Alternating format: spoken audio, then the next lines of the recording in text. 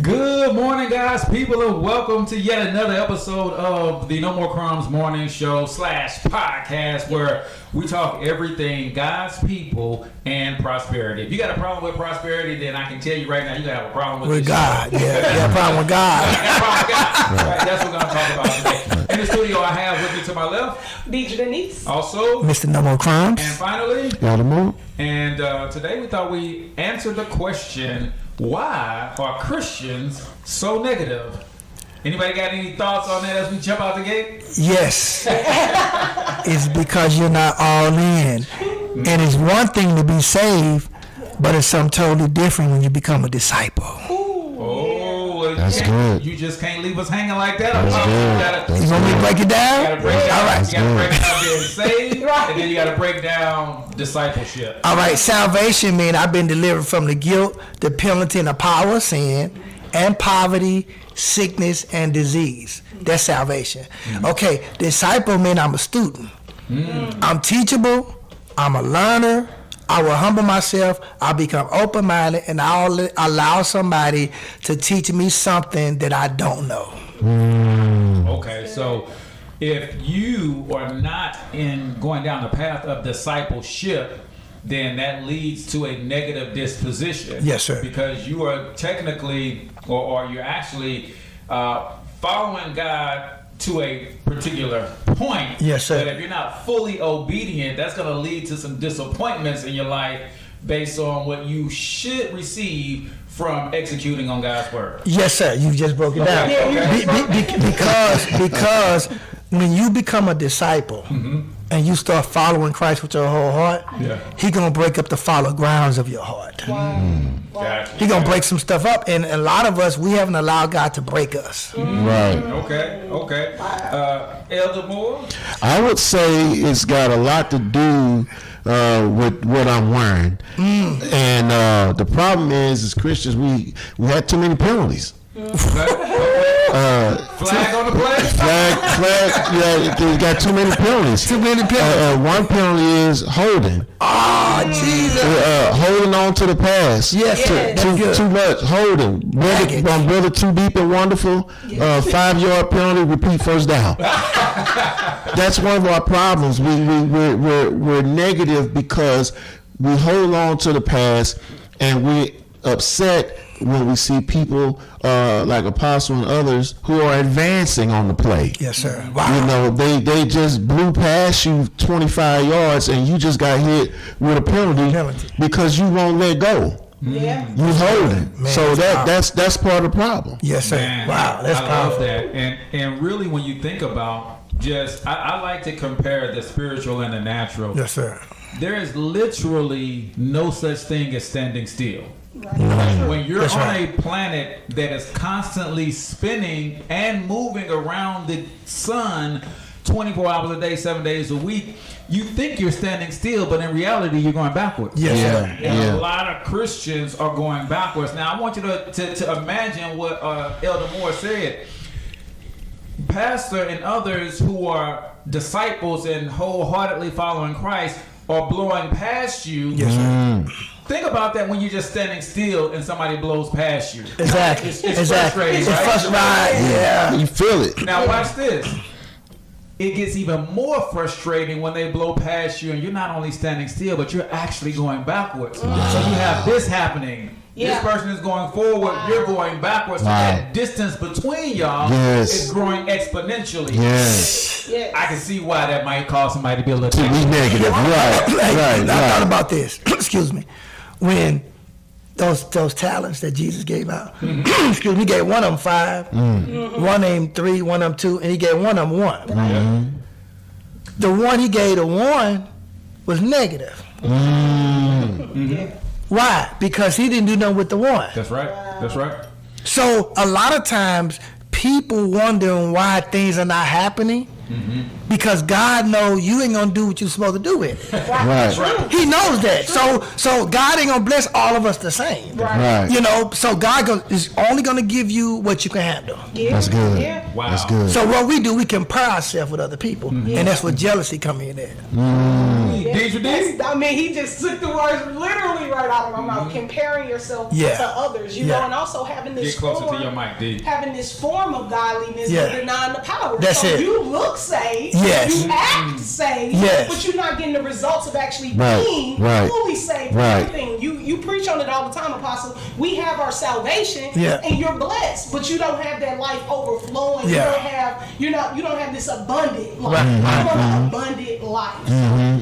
Comparison, that's that is going to rob you of all your joy. And I think when you think about comparison, us looking at what other people got going on. I read a Facebook post the other day, maybe even earlier today, that said, don't get jealous or mad when people are in their winning season. Right. Because you don't know what they lost in their losing season. Wow. That's so good. Man. You know how you combat jealousy? By rejoicing with other people and celebrating other people. Wow. Anytime you're around somebody and they always compete with you, it's a name for that spirit. It's a spirit of competitive jealousy. Yes. I ain't competing with you. Who are you? Right. I'm competing with Jesus. I'm going after Jesus. I ain't no competition. Right, exactly. The competition I'm in is with my old self. Am I better today than I was yesterday? Right. That's the only competition.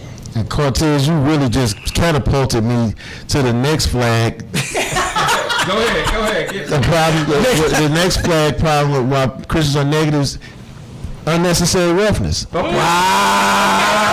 Okay. Break that down. Unnecessary roughness. And unnecessary roughness is when you treat somebody rough after the play. And why do people do that? Because they're jealous. They envy. They treat you a certain type of way. You know, and they rough handle you. You know, they don't treat you kind. You know, they push you in the back or whatever the situation is. And that's another reason why Christians are negative, because somebody got off a good play and you didn't get a chance to react to it the way that you wanted to. Now you mad. Somebody pulled up in a new car and now you treat them with unnecessary roughness. That's going to be a 10-yard penalty. You've been praying for something. Now that's putting you back and you wondering why God ain't answered. It's because of your unnecessary roughness towards people. Can I ask you a question? Is that the reason why people don't like people who got stuff? Yes. Yes. Is that the reason? So you being rough with me? You don't even know me. You just gained an unnecessary roughness flag against the apostle. 15-yard penalty. Regain first down. So it don't matter. You think you doing somebody bad. By treating them bad, you only hurting yourself. You putting yourself back. You put your team back. Matter of fact, when Achan hit the accursed thing, God said to Joshua, there's sin in the camp, and the whole camp could not advance until they dealt with the sin problem. Whole camp. So what happens is when you don't do right, you hold up the team. You hold up your house. Your church. So let's not do no more penalties. Right. Listen, holding up the whole household. Yes, sir. Because you're mad that someone got their blessing before you got your blessing. Now, I want y'all to listen to that phrase. I'm mad because somebody got their blessing before I got my blessing. It didn't say that I was never getting my blessing. Right. No. They just got theirs first. They just got theirs first. First down. Exactly. Your neighbor, he in your neighborhood. Right. That's good. That's good. If he's blessing your neighbor, he's in your neighborhood. And how about this? How about we humble ourselves and ask our neighbors, what have you done over the last 30 days? That's it. 60 days, 90 days? Because perhaps I'm not doing something that I should be doing that, to Elder Moore's point, is blocking my blessings, holding my household back. We're going to get everybody's take on that, but we got to take a quick commercial break, y'all. So I'll make sure y'all don't go nowhere. Keep it locked right here. Yo, what's up, guys? People, listen, I know that episode was getting juicy, but listen, we've got to talk serious business right now. There are too many of God's people struggling with the burden of debt. And not enough of you guys know that Apostle Anthony L. Trice has a free resource for you that will help you tackle that debt. So before you end your day and lay your head on your pillow, I'm going to need you to go to NoMoreCrumbsUniversity.com. Click on the free resources tab and click tackling debt and sign up for your free Kingdom Builders Guide to Tackling Debt. Trust me, you're going to thank me when you do. Now, let's get back to the episode. All right, ladies and gentlemen, welcome back. You're listening to and watching, if you're on Facebook or YouTube, the No More Crimes Morning Show, where we bring all the conversation. We want all the smoke. For those of you who do not believe that God wants his people holy and rich, that's what we talk about often. And today we settled on a topic: why are so many Christians negative? Right? And we're starting to see that the timing of blessings could have a lot to do with why people are negative. Because if you get your blessing before me, I might start thinking God likes you more than me, instead of asking the question, hey man, can I take a look at your spiritual walk? Exactly. What have you been doing? What's going on in your prayer closet? Right. What are you doing with your family? What are some of the things that you are doing? Because I see blessing after blessing after blessing show up in your life, and me not so much. So before I get jealous, I might just ask a few questions. Right. Cortez, my baby leaping. Watch this. I'm not blessed because I'm a pastor and prosperous. You know why I'm prosperous? Why is that? I honor God. Okay. Okay. How you honor God? With tithes and offerings. I was taught how to tithe and give offerings. I was taught how to give as a child. I'm 57 now. Yeah. I've been giving since I've been saved. It's been 35 years. I've always honored God with tithes and offerings. I've always honored my men and women of God that was over me. So you're looking at the harvest that came from the seeds of honor that I've sowed into men and women of God that I've served. Ooh, that makes me think of the little red hen. What y'all know about the little red hen? I ain't never heard about the red hen. So the little red hen took what she had and wanted to grow some wheat. So she had to get the seeds, she had to till the earth, and she was asking for help all along the way. And nobody helped her. Wow. You know when they showed up? When? When the bread came out the oven? Of course. Now they all want a piece of the bread. So what did she say? Hey, when I was thrashing the wheat, you wasn't there. When I was tilling the ground, I like that. You wasn't there. When I was kneading the dough, you wasn't there. Right. When I was setting the heat on the stove to 350, you wasn't there. So no, you can't get none of my food. Right. You know another nursery story that come to mind? What's that? It's Jack and the Beanstalk. Oh, I know that one. Right. People sow a seed hoping to grow this huge stalk to the heavens. Right. The next day, or the next moment. And you're depressed because you're wondering, why don't I have it now? I planted the seed and I want to eat from the tree today. It doesn't work like that. No. You see people with a perpetual harvest, it's because they sow perpetually seed. That's true. That's true. That's you it. want to keep reaping this harvest because you've been sowing seeds. Right. And we understand that when you sow, you get more. You reap what you sow, and you reap more than you sow. So if you ain't been sowing nothing, you reaping a whole bunch of nothing. And that's why you negative. Right. The Bible says, "Be not deceived." Right. God is not mocked. Right. Whatsoever a man soweth, that shall he also reap. You sow nothing, you get nothing. It's not hard to fathom. So in the Jack and the Beanstalk analogy, and when you start thinking about sowing and reaping, what some people have done, you mentioned the phrase perpetual harvest. Yes, sir. God has set it up for us to have a perpetual harvest in everything. If I grow a field of corn as a farmer, then I know that when that corn harvest comes in, if I eat all of those seeds, because an ear of corn, everything on that ear of corn is a seed. If I eat all of that, I won't have nothing to plant for next year. Yes, sir. Yes, so sir. I could be living, as they say, high on the hog this year, but I won't have nothing to plant for next year. And that's when I think people are starting to see the frustration. They may sow one time, they may give one time, and they get a little bit of a harvest, but they don't take anything from that blessing. Right. And so, again, so it becomes perpetual. Perpetual, yes, sir. Wow. Man, you know what I thought about this when you was talking? It's because you don't understand that the Bible was written from an Eastern perspective, but you have a Western perspective. Yeah. Right. And that's why you don't understand the law of sowing and reaping, because it's an agricultural term. That's right. But watch this. God is so wise. In Genesis chapter 8, verse 21, he said, as long as the earth remains, there will always be seed, time, and harvest. So that's an ancient principle. That's right. That's right. That came from God. Yeah. So how you save and you don't understand how powerful and how important giving is. No wonder you frustrated. No wonder you negative. Because you don't have the mind of Christ. Right. Yeah. And you said God said he will not be mocked. And I think people don't realize when they are jealous and they have that spirit and they are participating in unnecessary roughness.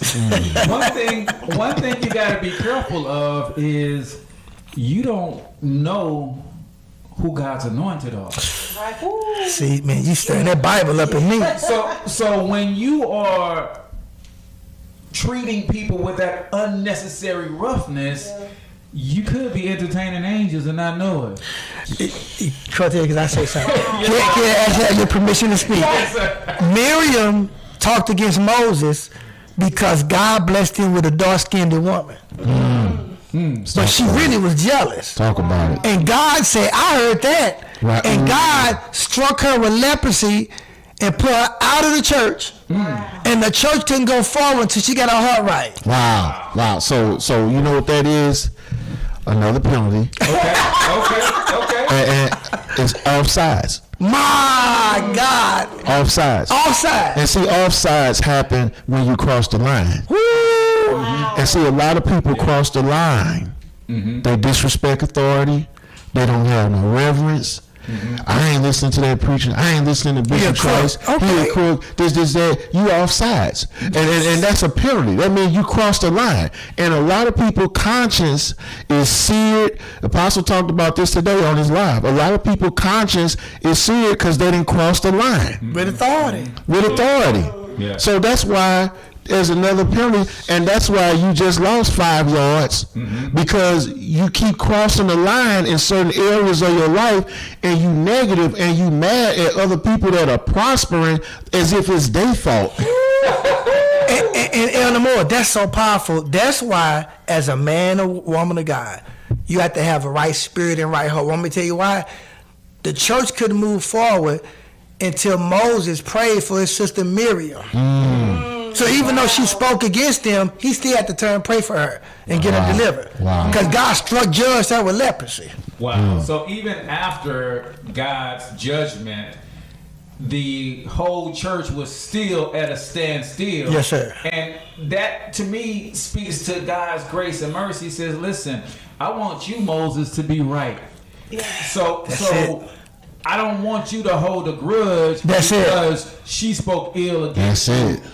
And you talking about people crossing the line? Yes, sir. People will see those around them receive judgment and still hold that grudge. Exactly. So it ain't about things. It's about my heart being right. That's right. Because a bunch of folks got things, but they're gonna lose their soul. That's right. Let me tell you why. Because their heart ain't right. Heart ain't right. Heart ain't right. Man, listen. Wow.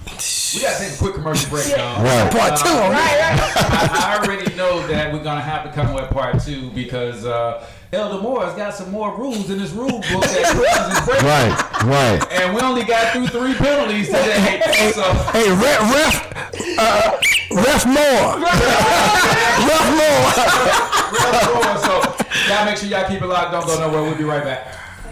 Yo, what's up, guys, people? Listen, let me talk to you Christian entrepreneurs really, really quickly. Have you been struggling to start, grow or scale that business that God has put in your heart? Well, guess what? Apostle Anthony L. Trice is putting together a brand new digital course to help Christian entrepreneurs just like you start a business, grow a business that you already have, or scale that business to new heights using all the latest strategies, all the latest tools. Listen, all you got to do is go to nomorecrumbsuniversity.com. You're going to click on the Christian Entrepreneur tab and sign up and get on the waiting list. If you are looking for the tools and resources that you need to start the business from scratch, how to get your business registered, you're looking to brand and market yourself, you're looking to grow, hire teams, we've got you covered. Go to nomorecrumbsuniversity.com, click on the Christian Entrepreneur tab, and get registered today.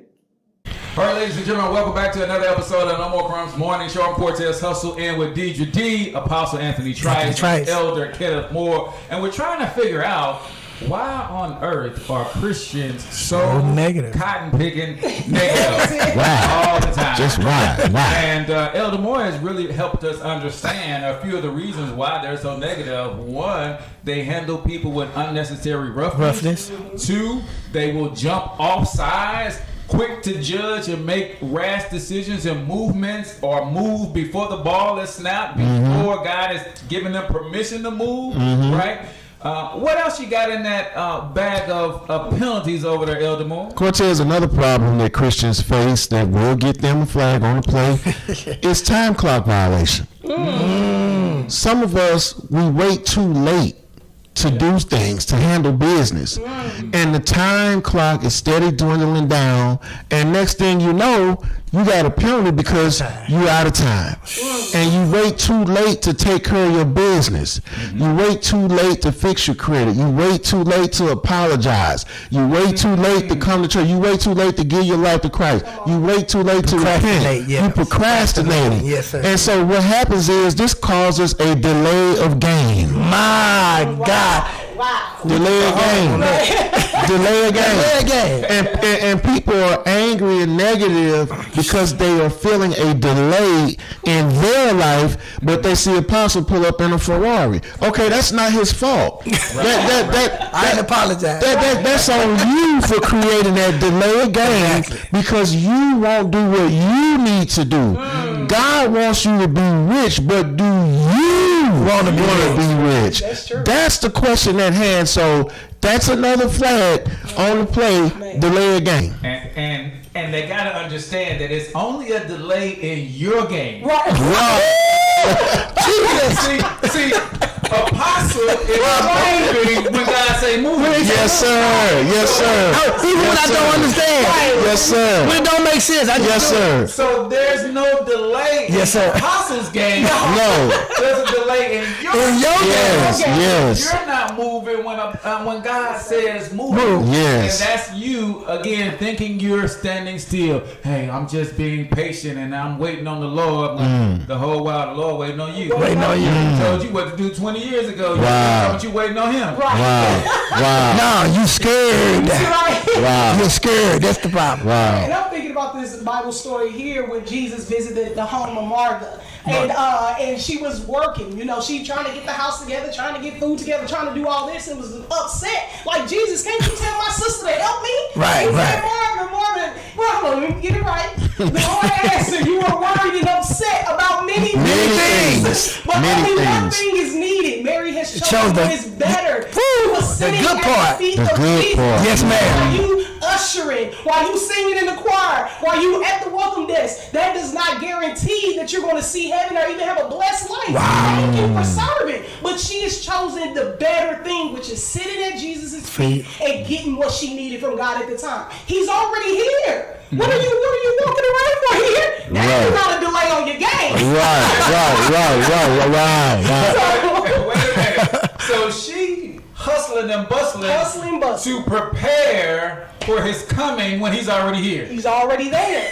Like if I'm trying to make the house look nice before you get here so you can walk into a nice looking house, but you're already here, you've already seen my mess. Exactly. Let me prophesy to you. Woo, come on. Just because you're busy don't mean you're productive. That's right. Busy, but they ain't productive. Right. You got leaves, but where's the fruit? Wow. You got a gift, you got a title, you gifted y'all, but where's the fruit? Hold on, show me the money. Let me stop clapping.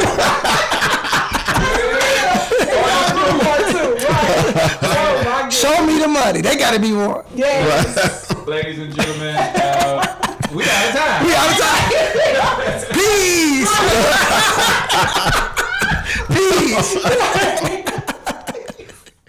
Yo, what's up, guys, people? Listen, let me talk to you Christian entrepreneurs really, really quickly. Have you been struggling to start, grow, or scale that business that God has put in your heart? Well, guess what? Apostle Anthony L. Trice is putting together a brand new digital course to help Christian entrepreneurs just like you start a business, grow a business that you already have, or scale that business to new heights using all the latest strategies, all the latest tools. Listen, all you got to do is go to NoMoreCrumbsUniversity.com. You're going to click on the Christian Entrepreneur tab and sign up and get on the waiting list. If you are looking for the tools and resources that you need to start the business from scratch, how to get your business registered, you're looking to brand and market yourself, you're looking to grow, hire teams, we've got you covered. Go to NoMoreCrumbsUniversity.com, click on the Christian Entrepreneur tab and get registered